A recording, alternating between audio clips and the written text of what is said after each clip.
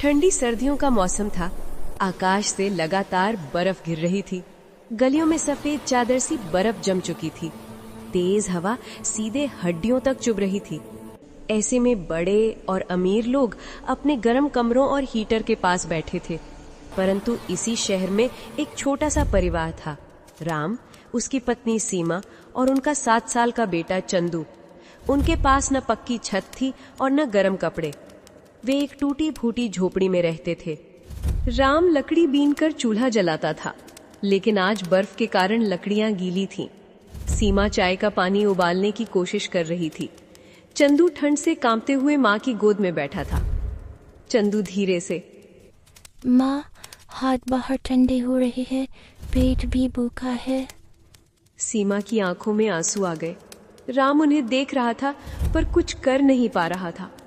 राम दर्द में, अभी कुछ करूंगा बेटा, आज कुछ भी हो मैं खाना लाकर रहूंगा। राम ठंड में बाहर निकल पड़ता है। हवा उसके पैरों को सुन्न कर रही होती है, लेकिन वो चलता जाता है उम्मीद के सहारे। वो एक होटल पर पहुंचता है। राम, भैया कुछ काम मिल जाए तो अच्छा, मेरे घर में बच्चा भूखा है। होटल वाला कड़क अंदाज में, काम नहीं है, हटो यहाँ से, भीख नहीं मिलेगी। राम बर्फ में खांसता हुआ आगे बढ़ता है। चारों तरफ गर्म कपड़ों में लिपटे लोग थे, लेकिन किसी ने राम की ओर देखा भी नहीं। उसे एक बंद दुकान के बाहर कुछ लकड़ियां लिखी। वो खुश होकर दौड़ा, परंतु एक पुलिस वाला उसे डंडे से हटा देता है। पुलिस वाला, चोरी करने आया था, चल भाग। राम की आंखों में बेबसी भर जाती है। राम घर लौट आता है। झोपड़ी में ठंड और बर्फ पहले से ज्यादा घुस चुकी थी। सीमा के पास बस एक पतली चादर थी। वो उसे चंदू के ऊपर डाले मुश्किल से गर्म रखने की कोशिश कर रही थी। सीमा, कोई काम मिला? राम चुप रहता है। चंदू फिर धीरे से बोलता है, पापा, मुझे बहुत भूख लगी है। ये सुनकर राम का दिल टूट जाता है। राम फिर उठता है और कहता है, सीमा, एक आखिरी कोशिश करता हूँ। सीमा उसे रोकना चाहती है, लेकिन राम नहीं रुकता। इस बार वो शहर के सबसे बड़े घर के सामने पहुंचता है। वहां लाइटें जल रही थी। क्रिसमस और न्यू ईयर की सजावट हो रही थी। बच्चे खेल रहे थे, हीटर चल रहा था। राम को यह सब देखकर अपना बचपन याद आ जाता है। राम धीरे से दरवाजे की घंटी बजाता है। एक रईस महिला दरवाजा खोलती है। माताजी, ठंड से मर जाएंगे हम, थोड़ा खाना या पुराना कपड़ा दे दीजिए। महिला उसे घूरती है और कहती है, दरवाजा खराब कर दिया क्या? हटो यहां से। और झटक कर दरवाजा बंद कर देती है। राम का दिल और जम जाता है, लेकिन पीछे से एक छोटी बच्ची आवाज लगाती है, रुको। वो वही रईस महिला की बेटी थी, आर्या। उसने सब सुन लिया था।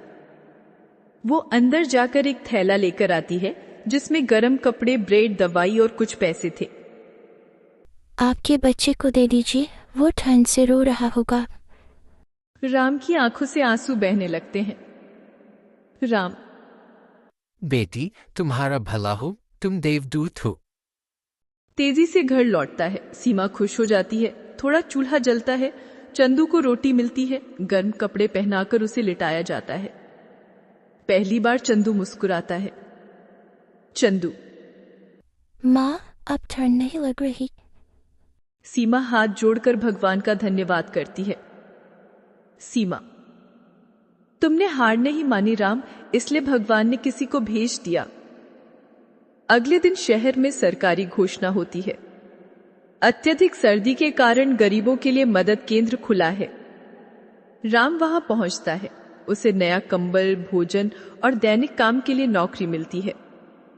घर लौटकर वो गर्व से कहता है, राम, अब भूख और ठंड किसी को नहीं सताएगी।